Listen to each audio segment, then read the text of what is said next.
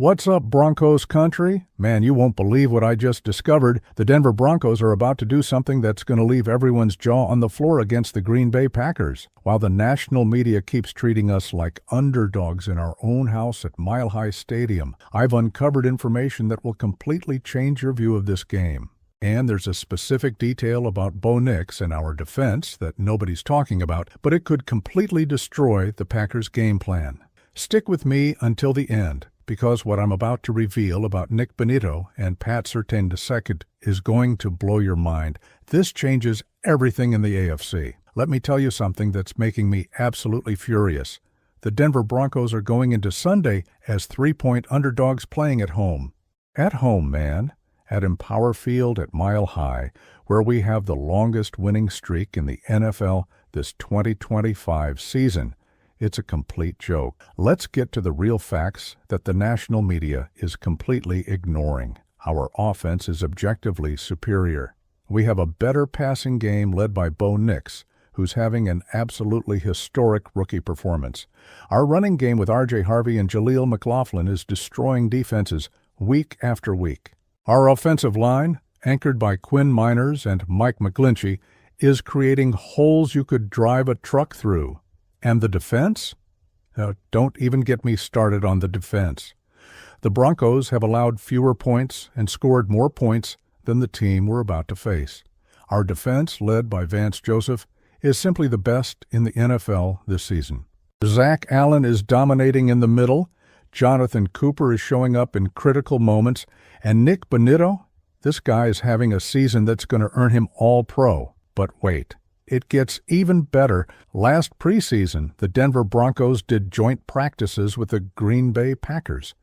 Matt LaFleur, the Packers head coach, stood up and publicly admitted those guys kicked our butts in those joint practices. Since then, guess what happened? The Packers have visibly gotten worse. They lost their starting tight end. The only significant acquisition was Micah Parsons, who is an exceptional player, no doubt. But here's the point nobody's mentioning. The Broncos no longer have a rookie quarterback struggling to find his rhythm. Now we have a confident Bo Nix who's playing the best football of any rookie quarterback in recent NFL history. Now they have an explosive running game with R.J. Harvey, who just had a 100-yard performance against the Raiders. Obviously, we have Troy Franklin, who's drastically evolved since his rookie year. We have Evan Engram, a veteran tight end who knows exactly how to exploit defenses. We have Dre Greenlaw and Talanoa Hufanga bringing Super Bowl experience to our defense. This is a completely different Broncos team from what it was a few months ago, and we were already better than the Packers this same time last year. So how the hell are we being treated like underdogs? The laziest narrative of all is coming from all the major national media outlets. ESPN, Fox Sports, NFL Network, all of them are repeating the same story without doing basic homework. They're comparing the fact that the Green Bay Packers have had success against man coverage all season with the idea that since the Denver Broncos also use a lot of man coverage, they'll automatically have success again. But if you actually analyze it, and I did the homework because unlike these national analysts, I actually watched the games, you'll see it's not even apples to apples. The situations are completely different. Yes, the Packers had huge success against the Detroit Lions. But when? When the Lions had a secondary completely destroyed by injuries, all the key players on injured reserve, signing guys literally from the practice squad to play cornerback and safety just days before the game. We're talking about a defense with players who barely knew the playbook. They also had some success against the New York Giants. The Giants, people. A team that's struggling to get to 5 wins on the season, and against the Pittsburgh Steelers, who have one of the worst offenses in the NFL. But against the Cleveland Browns, they lost that game and scored only 10 points. 10. And the Browns don't even have a defense as dominant as ours. Now compare that to the limited space we're going to give Jordan Love to work with. Pat Surtain II, the best defensive player on the planet this season, it's not an exaggeration to say that.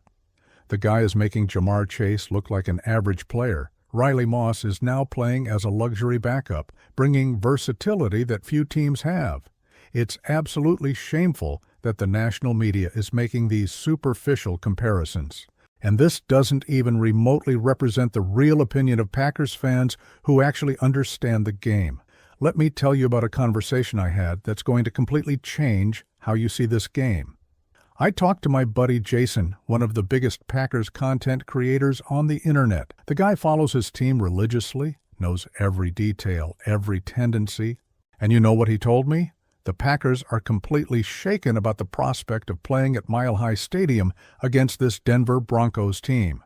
Jason openly admitted that the Packers fan base is nervous, and rightfully so. Man, the Packers have been playing incredibly well at times, he said. But we've also played absolutely horribly at others, and when you underestimate the opponent like we did against the Carolina Panthers and Cleveland Browns, you lose games you should win easily. This led me to ask about Josh Jacobs, who's been a real nightmare for Broncos fans since his days playing for the Las Vegas Raiders. Since the Oakland Raiders days, this guy racked up nearly 1,000 rushing yards in 8 games against us. 8 games. It was a period of absolute dominance. But here's the news. Jacobs has uncertain participation for Sunday. He hasn't practiced all week, resting his knee. And if he doesn't play, their backup running back, Emmanuel Wilson, is competent, but he's nowhere near Jacobs' level. The other bad news for the Packers is that they lost Tucker Kraft, their starting tight end. Jason told me something revealing. Man, we can't do anything on offense without our tight ends. Tucker Kraft was one of those guys who could do everything, blocking, receiving, intermediate routes. He was that complete tight end you build an offense around. And they haven't filled that gap. It's just a rotation of mediocre tight ends now. But here's where the conversation got really interesting. I asked Jason which aspect of this matchup he felt most confident about, and his answer completely surprised me. I feel most confident in our quarterback pressure, he said. Micah Parsons is having a phenomenal year. We move him all over the formation. Linebacker, defensive end, defensive tackle. Jeff Hafley is disguising his game in ways that are making life really difficult for opposing quarterbacks. That's true. Micah Parsons is exceptional when used correctly. But here's what Jason didn't mention, and I'm going to reveal now. Sean Payton has faced and neutralized elite pass rushers all season long. We played against Will Anderson Jr. of the Texans, Danielle Hunter of the Vikings, Max Crosby of the Raiders, and YouTube cameras caught Payton after the game talking to Crosby saying something like, "We know all the plays you're in, and we have specific Max Crosby calls." If Payton has calls to neutralize Max Crosby, one of the best edge rushers in the NFL, do you really think he won't have calls for Micah? Please. Our offensive line, led by Mike McGlinchey and Garrett Ballas, has seen everything this season. And here's the biggest fear Jason admitted having where I have problems, is if you guys start running the ball. When teams insist on running against us, they massacre us. The run tires us out, and suddenly we're fatigued and playing poorly in the fourth quarter. Let me repeat that for you. The biggest Packers content creator just admitted they're afraid of our running game. R.J. Harvey, Jaleel McLaughlin, and even Bo Nix with his scrambles. That's their nightmare. Wait a second, because I need to tell you something before I continue. If you're enjoying this exclusive Denver Broncos content, subscribe to the channel and hit the bell. I bring analysis you won't find on ESPN or the national media. This is real analysis, done by someone who actually watches every snap, every play, every movement. And one more thing. Do you think Bo Nix is a fraud? Do you think the Broncos are overrated? Leave it in the comments, because I'm going to respond to each one. Let's debate. Now back to what really matters, because I still haven't told you the most important detail about our defense. Here's what nobody's talking about. Absolutely nobody in the national media caught this, but I caught it because I live and breathe Denver Broncos football. Our defense has an interesting pattern. From November to mid-December, the Broncos were absolutely dominant. We were among the top 3 or 2 best in every possible defensive metric. Quarterback pressure, top 3. Pass defense, top 2. Run defense, elite. But then December came last year, and we became a different team. From Week 1 to 12 last year, the Broncos allowed an average of 16 points per game. Throughout the entire month of December, that number went up to close to 30. It was a dramatic drop. But here's the crucial point that changed everything this year. Those last two decisive games in December were on the road. We played against the Commanders in Washington on Sunday Night Football and won. We played against the Raiders in Las Vegas and won. Both road games, both wins. Now we're coming back home. To Mile High Stadium, where Denver's thin air brings an advantage that few teams have in the NFL. The 5,280-foot altitude is no joke. Teams that aren't used to it are gasping in the third quarter. By the fourth quarter, they're completely exhausted. And the pressure on the opposing quarterback? It's always exponentially better when Mile High is lit up and loud, because when our defense explodes at the snap, Jordan Love won't be able to hear his own audible calls. Sean Payton came out this week and said something very specific in his press conference. This needs to be the loudest Mile High I've ever heard. Vance Joseph echoed the same sentiment. This is no coincidence. They know that the noise, combined with the altitude, combined with our elite defense, is going to create problems the Packers simply won't be able to solve. But let me tell you the real secret. What's really going to destroy the Packers? Nick Bonitto. This name probably doesn't mean much to most casual NFL fans. ESPN doesn't talk about him. Fox Sports doesn't dedicate segments to him. But let me give you some numbers that will make you understand why the Broncos are so confident. Nick Bonitto has exactly the same number of sacks as Micah Parsons this season. Read that again? The same number. But while Parsons gets all the national media attention, Bonitto is working quietly, destroying offenses, forcing fumbles, making plays in critical moments. At mid-season, there was no better defensive player in the league, including Myles Garrett. And although the pace has slowed down a bit recently, Bonitto is still a force of nature. Now combine him with Jonathan Cooper, who's going to have a 10-sack year if he continues at this pace, and with Zach Allen in the middle. This defensive line is a nightmare. And Jordan Love, as talented as he is going to have to make split-second decisions under constant pressure. Here's another thing the media isn't mentioning. Pat Surtain II is having a historic season. The guy is on another level. He transformed the game against the Bengals, where he completely neutralized Jamar Chase, one of the best wide receivers in the NFL. Chase, who normally dominates any cornerback he faces, was practically invisible because Surtain was glued to him like a shadow.